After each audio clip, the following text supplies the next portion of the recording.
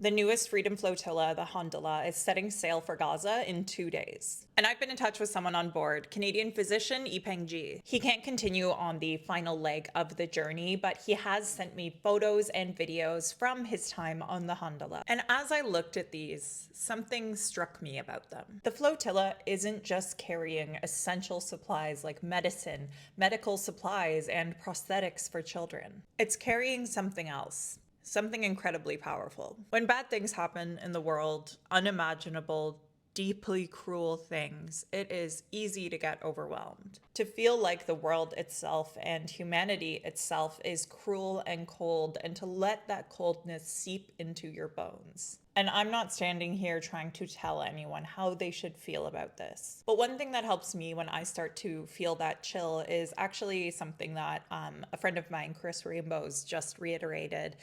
It's a quote from Mr. Rogers, and it's to look for the helpers. Because there are always, especially honestly in the darkest moments, people who hang on to hope. People who don't care about the odds, who refuse to give up because they are good. And they believe that the world can be better too. And that is the other thing that the Handala and all the flotillas that have come before it, because these have been happening since 2010. That is what they carry with them. Even when Israel illegally intercepts them, Israel can't intercept that spirit of community, of caring, and of helping that the flotilla and those on board carry with them. I'm going to share with you some videos that Yipeng shared with me from on board the flotilla, but first, I want to show you some photos. Here is a photo of the helpers, of the folks on board sharing their love for Palestine, for the children of Gaza, for the UN Special Rapporteur who was unjustly sanctioned. The flotilla is scribbled with messages, signatures, drawings. Quote, Gaza teaches the world how to love. Messages from Brazil, from Berlin, from Turtle Island. But these messages don't begin and end on the Handala. Hope and community and kindness are infectious. And they spread as folks cheer for the flotilla from harbors. People who support and add visibility to these efforts to help, forcing the world to see that even as world leaders and powerful people try to paint a picture for the world wherein Palestinians are unworthy of protection and humanity, that so many reject that cruel and heartless premise.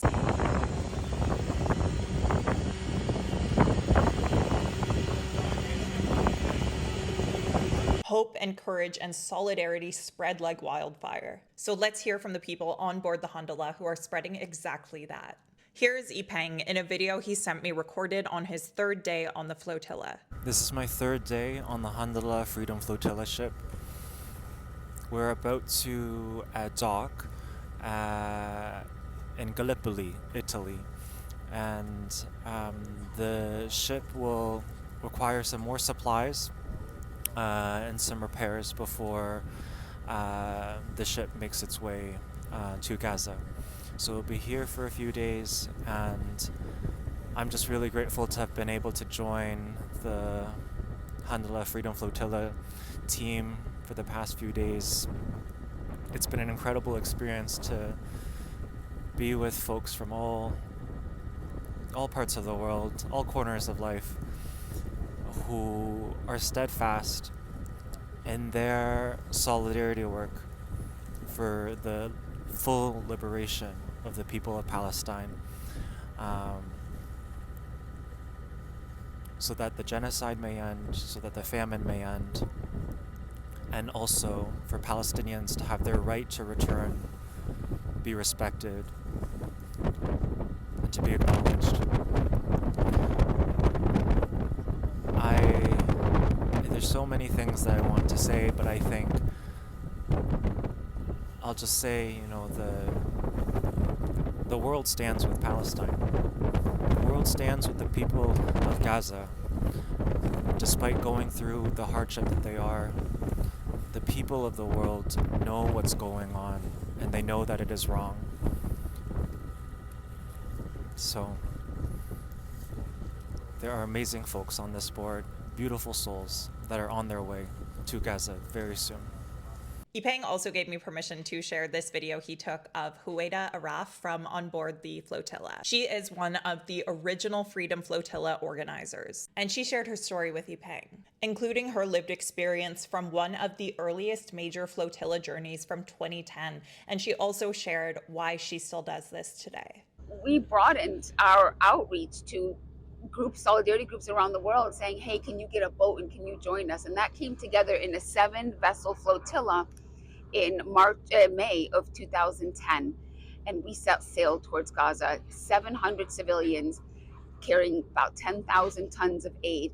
And Israel lethally attacked that flotilla, killing 9 of our comrades that like instantly, and one lay in coma for 4 years and then he passed. But if they thought like killing people was going to stop us, it didn't. We kept organizing and we've kept going. And now here we are today. And I say, for even killing internationals, Israel wasn't held accountable. We know they've killed tens and hundreds of thousands of Palestinians and they're not held accountable. And when they kill internationals, they're not held accountable. What's to keep them from thinking that they're totally immune from any kind of accountability? And that's why I say, that's why you see them bragging about a live stream genocide. They're soldiers doing the stuff that they're doing. They don't care because they think that they're untouchable. And the international community of states has made them to believe that. But we have to say that we're not accepting this. Our governments are utterly failing. And when they do this, civil society really has to take action. We have to confront an unjust policy. If you look at it, we're in a situation today where a country that is on trial for genocide is being allowed to determine what, if any, aid get to a people that they're trying to exterminate.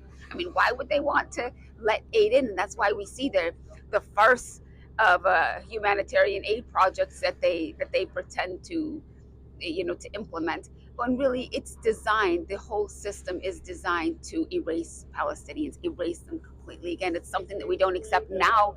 Since I started doing this, a lot of things have changed for me. I'm a mom. I have a 10 and a 12-year-old at home.